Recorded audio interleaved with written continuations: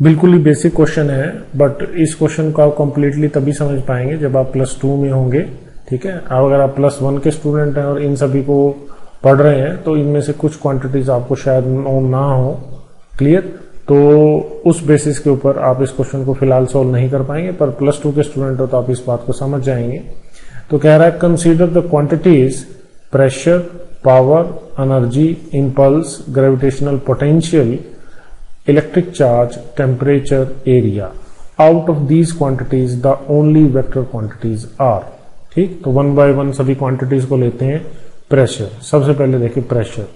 Pressure क्या है? Pressure is thrust per unit area.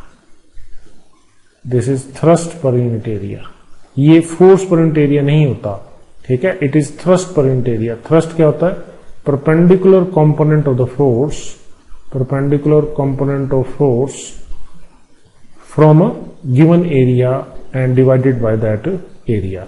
तो ये बेसिकली ये जो है ये कंपोनेंट है फोर्स का, तो एक स्केलर डिवाइडेड बाय स्केलर है, तो प्रेशर क्या है? स्केलर।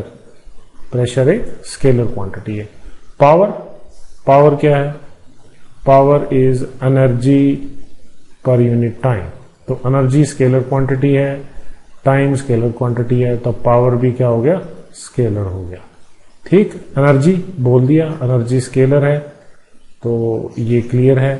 इंपल्स, इंपल्स, इंपल्स को अगर आप जे से रिप्रेजेंट करें, इंपल्स वेक्टर क्वांटिटी है, because impulse is equal to change in momentum. तो मोमेंटम वेक्टर क्वांटिटी है, तो impulse is equal to change in momentum, so impulse is a vector quantity, impulse vector है। ठीक है। ग्रेविटेशनल पोटेंशियल, तो जो potential है it is the amount of work done per unit mass और per unit, यहां पर यूनिट मास ही बोलेंगे, तो ग्रेविटेशनल पोटेंशियल जो है, gravitational potential it is a scalar quantity.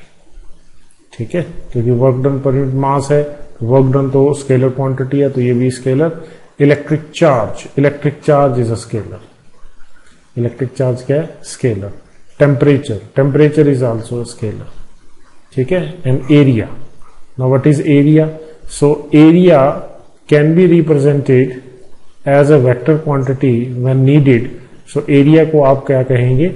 Vector कहेंगे।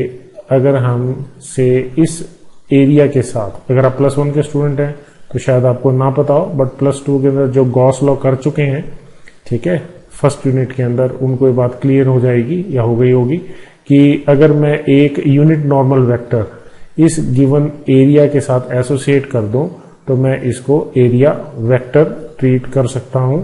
ठीक है, क्योंकि ये वेक्टर रूल्स और वेक्टर मैथमेटिक्स को ओबे करेगा। So that is A and cap, so this is area vector. ठीक है, तो इस बेसिस पे आप कह सकते हैं कि जो ये ऑप्शन बी है, this option B is the correct option. Impulse and area, impulse and area, both these are vector quantities.